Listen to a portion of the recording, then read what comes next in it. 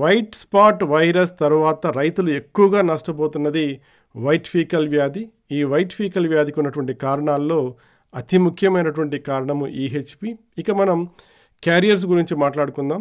ఒక వ్యాధిని ఒక చోట నుండి ఒక చోటకి తీసుకెళ్లే వాటిని క్యారియర్స్ అంటారు. ఈ క్యారియర్స్ వైట్ స్పాట్ వైరస్కి ఎక్కువ క్యారియర్స్ ఇప్పటి వరకు సైంటిఫిక్గా రిపోర్ట్ అయినాయి.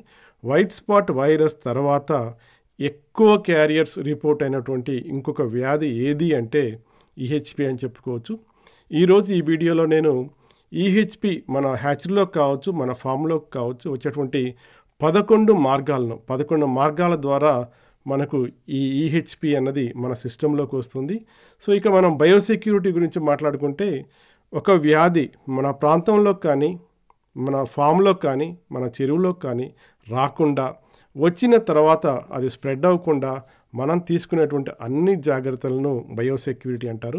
సో నేను మీకు ఈ ఈహెచ్పి క్యారియర్స్, ఈహెచ్పి ఏ మార్గాల ద్వారా మనకి ఫామ్లోకి వస్తుంది అనేది నేను మీకు చెప్తాను. సో ఈ వీడియో చూసిన తర్వాత మీరు మీ బయోసెక్యూరిటీ ప్రోటోకాల్లో ఏ మార్పు చేసుకోబోతున్నారు అన్నది కింద కామెంట్ బాక్స్ ద్వారా తెలియజేయండి. ఇక టాపిక్లోకి వెళ్దాం.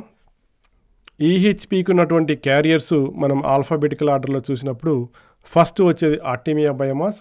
ఇంతకు ముందు మన హ్యాచరీల్లో మెచ్యురేషన్ సెక్షన్లో ఈ ఆర్టీమియా బయోమాస్ని ఫీడ్గా వాడేవాళ్ళు. ఇది క్యారియర్ అని తెలిసిన తర్వాత దీన్ని వాడకం దాదాపు ఆపేశారు. ఇక ఆర్టీమియా బయోమాస్ తర్వాత మనకి క్రాబ్స్ ద్వారా కూడా ఈ ఈహెచ్పి మన ఫామ్స్లోకి రావచ్చు. సో క్రాబ్స్ అన్నది ఇంతకుముందు మన అందరికీ తెలిసి ఇది వైట్ స్పాట్ వైరస్కి క్యారియర్ అని, అలాగే వైట్ స్పాట్ వైరస్తో పాటు ఇది ఈహెచ్పికి కూడా క్యారియరు. ఇక తర్వాతది డ్రాగన్ ఫ్లై లార్వే. ఇది కొత్తగా రిపోర్ట్ అయినటువంటి EHP carrier. Dragon fly larvae అంటే మనకి తూనీగ లార్వే అంటాము. ఈ తూనీగలు ఒక లైఫ్ సైకిల్లో ఒక పార్టు నీడల్లో గడుపుతుంది. దాన్ని డ్రాగన్ ఫ్లై లార్వే లేదా నింఫ్ అంటారు. ఇది కూడా ఈహెచ్పికి క్యారియర్ అని సైంటిఫిక్గా ప్రూవ్ అయింది. సో ఇప్పటి వరకు సైంటిఫిక్గా ప్రూవ్ అయినటువంటి ఇంకొక కొత్త క్యారియర్ ఏంటంటే ఫిష్లో కూడా గోబిడే జాతికి చెందినటువంటి ఫిష్ ఈ ఈహెచ్పి క్యారియర్గా సైంటిఫిక్గా ప్రూవ్ అయింది. ఇక మొలాస్క్స్, మనం ఆల్చిప్పలు లేదా నత్తగుల్లలు అంటూ ఉంటాం కదా, ఇవి కూడా ఈహెచ్పికి క్యారియర్స్ అని సైంటిఫిక్గా ప్రూవ్ అయింది. ఇక మనందరికీ ముందు నుంచే తెలిసింది పాలికీట్ వామ్స్ అంటారు. పాలికీట్ వామ్స్ హ్యాచరీలో మెచ్యురేషన్లో ఇంటెన్షనల్గా వాడుతూ ఉంటారు. ఇప్పుడు ఈ మధ్య అంతా ఎస్పీఎఫ్ వాడుతున్నారు. ఇంతకుముందు పాలికీట్స్, లోకల్ పాలికీట్స్ కూడా వాడేవాళ్ళు. సో కొన్ని సందర్భాల్లో మనకి ఫామ్లో కూడా ఈ పాలికీట్ వామ్స్ వస్తూ ఉంటాయి. ఈ పాలికీట్ వామ్స్ ఫామ్లో వచ్చినప్పుడు ఇవి కూడా ఈహెచ్పి క్యారియర్స్గా మనకి ఉంటూ ఉంటాయి. ఇక మనందరికీ తెలిసినటువంటి ఒక ప్రముఖమైన క్యారియర్ సీడ్ ద్వారా కూడా మనకి ఎక్కువ సందర్భాల్లో మనకి సాయిల్ తర్వాత ఎక్కువగా వచ్చేటువంటిది సీడ్ ద్వారా మనకి ఈహెచ్పి రావచ్చు.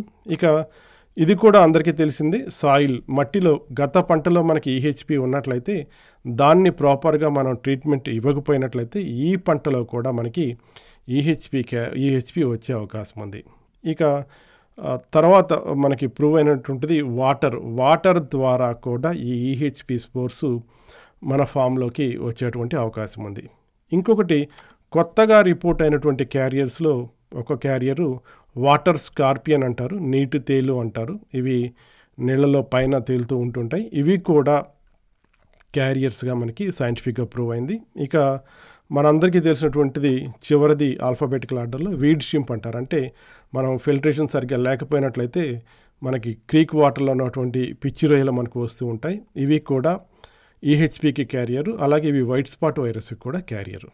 సో ఇప్పుడు మనకు తెలుసు 11 మార్గాల ద్వారా ఈహెచ్పి మన ఫామ్లోకి వస్తుంది. ఇంకా అనేక మార్గాలు భవిష్యత్తులో, అనేక క్యారియర్స్ మనకు భవిష్యత్తులో రిపోర్ట్ అయ్యే అవకాశం ఉంది. ఇప్పుడు మనకు తెలిసినటువంటి ఈ 11 మార్గాలు చూసిన తర్వాత మీరు కింద కామెంట్ బాక్స్లో నాకు తెలియజేయండి, మీ బయోసెక్యూరిటీ ప్రోటోకాల్లో ఎలాంటి మార్పులు చేసుకోబోతున్నారు. So thanks for watching. మా ఆల్ఫా బయాలజికల్ సంస్థ ఎప్పుడూ కూడా మీకు అవసరమైన సమయంలో అవసరమైన ఇన్ఫర్మేషన్ ఇచ్చి మీ ట్రాన్స్ఫర్మేషన్కి ఉపయోగపడుతుందని ఆశిస్తూ సెలవు తీసుకుంటున్నాను. All the best.